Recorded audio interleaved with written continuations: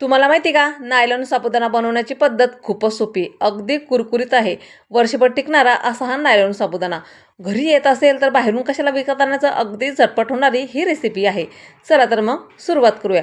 तर नायलॉन साबुदाणा बनवण्यासाठी 1 पाव साबुदाणा मी रात्रीच पाण्यामध्ये भिजत घातला होता. रात्रभरासाठी छान मस्तपैकी तो भिजला गेला आहेत. आता त्या साबुदाण्याला आम्ही कढईमध्ये पाणी गरम करायला ठेवलं आणि चाळणी घ्यायची, जी चाळण असते ना आपली, त्यावर थोडंसं तेल लावून घ्यायचं आणि जेवढा बसेल तेवढा त्यामध्ये आपल्याला साबुदाणा भिजवलेला हा घालून घ्यायचा आहे. आता याला आपण स्टीम करणार आहे चांगले 5 ते 7 मिनटं.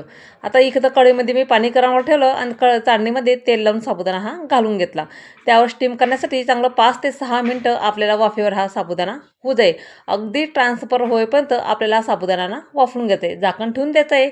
2-3 मिनटानंतर पुन्हा झाकण काढायचं आणि चमच्याच्या मदतीने खालची बाजू वर करून, म्हणजे खालचाही चांगला तो वाफवला जातो आणि वरचा सुद्धा. अशा पद्धतीनं पूर्ण साबुदाणा हा अगदी ट्रान्सपरंट आपला हा साबुदाणा होतो. पुन्हा आपल्याला त्यावर झाकण ठेवून द्यायचं आहे आणि चांगलं 3 ते 4 मिनटं, म्हणजे असं करत आपल्याला 5 ते 6 मिनटं हे प्रोसिजर करायला लागत आहेत. आता झाकण ठेवून काढून घ्यायचं. तुम्ही बघू शकता मस्त आपला साबुदाणा हा ट्रान्सफर झालेला आहे. म्हणजे खालचीही व खालचाही साबुदाणा चांगला फुलल्या गेल्यात आणि वरचाही. आता त्याला काय करायचं, आता हा एकमेकाला चिपकलेला आहे, तर लगेच थंड पाणी घ्यायचं आणि थंड पाण्यामध्ये जो साबुदाणा आहे चाळणीवरचा वाफवलेला, तो पाण्यामध्ये आपल्याला घालून घ्यायचे. म्हणजे त्याने काय होते, पूर्ण साबुदाणा हा एक दाणा हा मोकळा होतो. अशामुळे साबुदाणा जो चिटकलेला असतो तो निघून जातो. आता अशा करता आपल्याला हे पूर्ण साबुदाणा त्यात घालून घ्यायचं आहे आणि हातानेच थोडंसं त्याला मोकळं करून घ्यायचं आहे. म्हणजे पूर्ण साबुदाणा हा आपला दाणा हा मोकळा होतो. आता तुम्हाला वर घालायचं असेल ना, लगेच त्याला चाळणीतून गाळून घ्यायचं, म्हणजे पूर्ण पाणी त्याचं खाली निथळून राहतं. आता बघू शकता चाळणीमध्ये आपल्याला जो साबुदाणा आपण पाणी घातला होता ना, तर चाळणीमध्ये आपल्याला ठेवून द्यायचं आहे आणि पूर्ण पाणी त्याचं निथळून घ्यायचं आहे.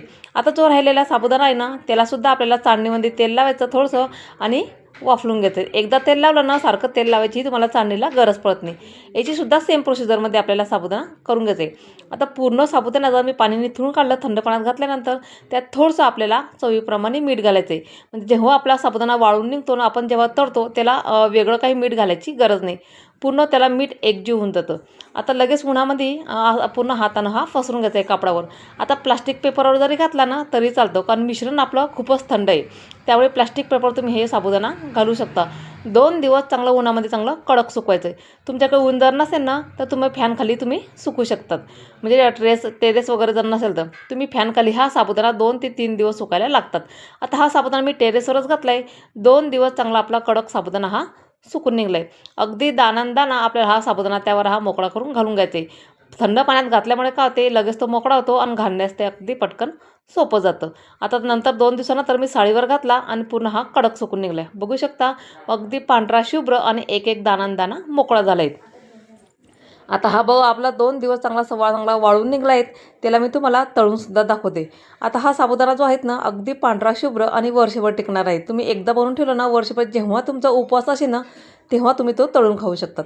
आता कढईमध्ये मी तेल घातलं आहे. तेल थोडंसंच घातलं, कारण आज काही कोणाची उपवास नाही. अगदी थोडासाच साबुदाणा मी तुम्हाला तळून दाखवणार आहे.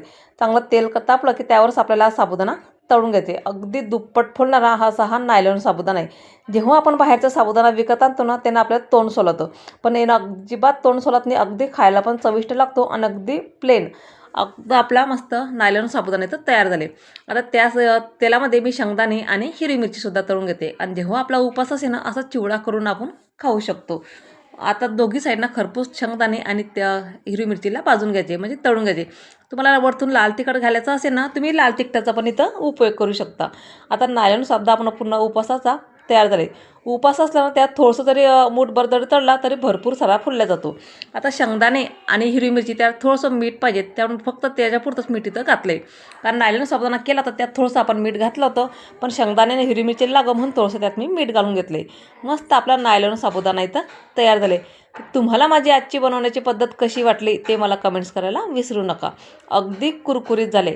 घरी येत असेल तर बाहेरून कशाला विकत आणायचं, घरीच बनवायचं आणि वर्षभर खायचं. जेव्हा आपला उपवास असेल ना, तेव्हा तळून 1 मूठ जरी तळली ना, भरपूर सारा फुलतो साबुदाणा हा. एकदा करा आणि कमेंट्समध्ये मला नक्की सांगा कसा झाला तर. चला तर मग भेटू पुढच्या व्हिडिओमध्ये. तोपर्यंत धन्यवाद सगळ्यांना.